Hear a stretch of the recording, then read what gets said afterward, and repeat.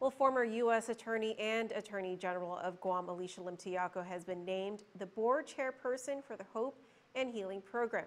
But Attorney David Lujan continued to express some reservations with her nomination, noting that for most of his career, she's always been on the opposite side. Here's more. The media was invited to a Sunday press conference for the formal announcement of the chairpersonship of the Hope and Healing Program. And I am pleased today to announce that Alicia has accepted the chairmanship of the Hope and Healing Guam Board. Former U.S. Attorney and Attorney General of Guam, Alicia Limtiaco, will now head the evaluation board that will be made up of 7 members. She addressed any previous concerns that Hope and Healing had any ties to the Archdiocese of Agana. And despite being Catholic herself, Limtiaco noted that her faith will have no influence over her role in assisting victims of abuse. It has been made clear to me, and I have been reassured that this board will be an independent board, that we will not be controlled by the Archdiocese, that we are not a board that is here to defend the church or the Archdiocese or any perpetrators of clergy abuse. We asked the program's executive director, Attorney Michael Caspino, if Attorney David Lujan had been consulted prior to Limtiaco's appointment. The matter had been an issue for Lujan, who previously expressed concern that the program was not truly independent since the church is funding the effort. Lujan represents more than 40 of the plaintiffs suing the Archdiocese for civil claims of sexual abuse.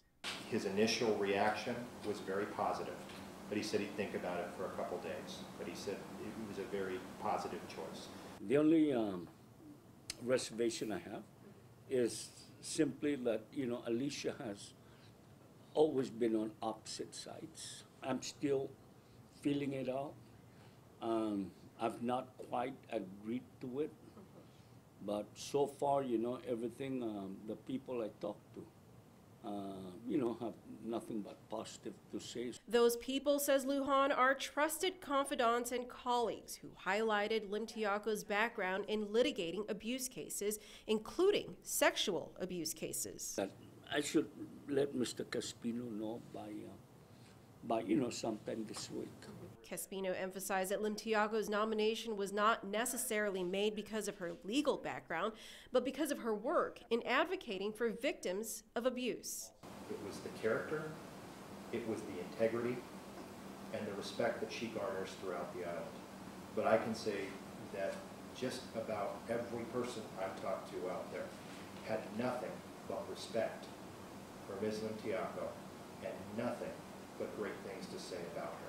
In the meantime, in order to prepare for the potentially large amount in compensation the Archdiocese will dole out, with dozens and dozens of calls already made into the Hope and Healing hotline, Caspino said the church is already in the process of liquidating assets. Clearly, the $1 million in seed money provided by the church will not be enough. I know that there's a list of assets, but I have not seen that, but I do know that some of them are already on the market.